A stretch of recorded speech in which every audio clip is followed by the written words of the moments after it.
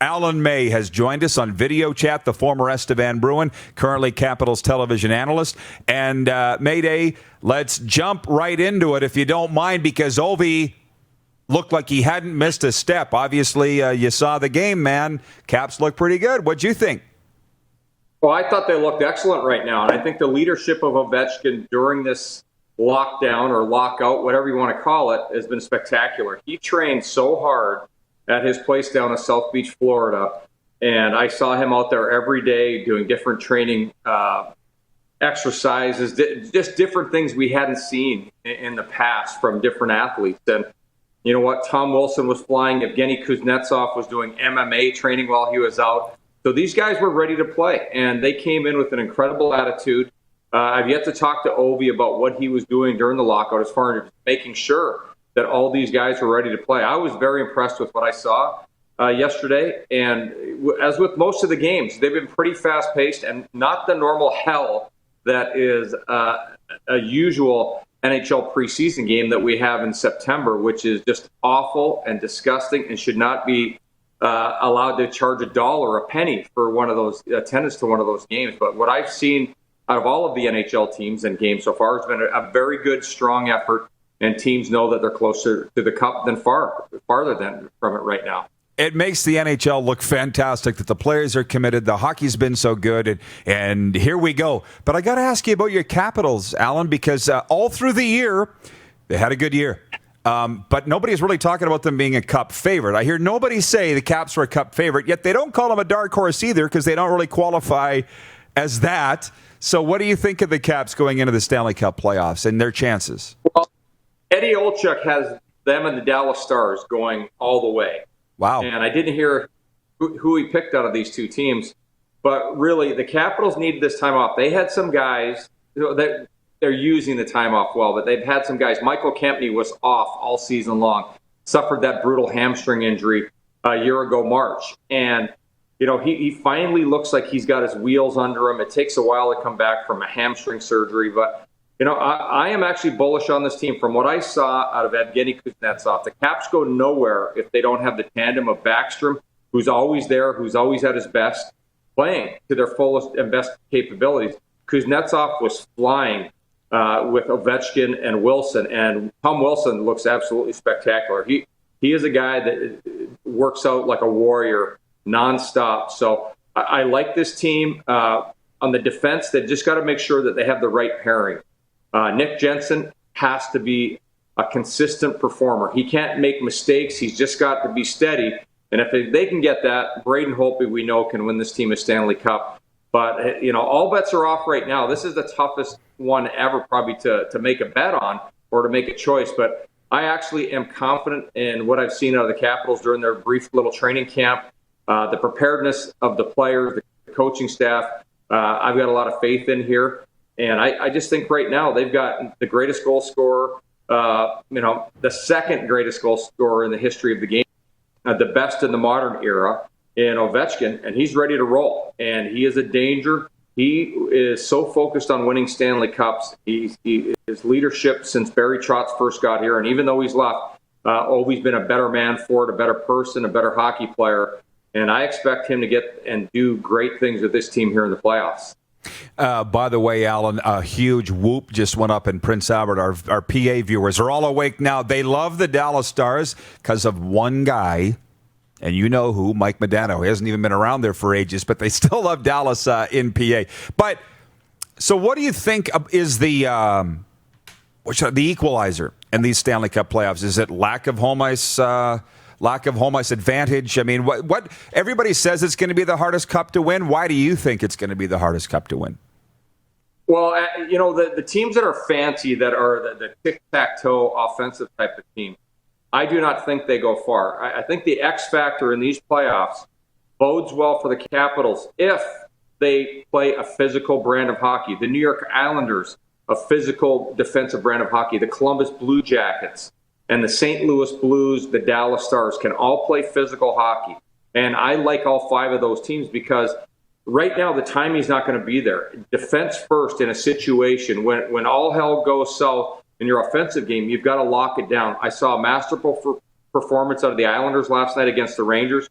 They took away the middle of the ice. They made it hard for the Rangers to do anything. A lot of giveaways. And I just look at teams that focus on defense and physical. You still have to have goal scorers, but it's defense and physical. You've got to play within yourself. You're not going to have the fighting and all of that. We never really have that in the playoffs. But it's going to be about how you're playing without the puck, how you're stacking your blue line, how much you can frustrate the offensive teams. And if you want to play a fancy brand of hockey, you're going to be sitting on a bar stool with me somewhere watching the other team play. So I think it's got to be about grit and will, just like the St. Louis Blues did last year, the Capitals did the year before. And I apologize to the Pittsburgh Penguins.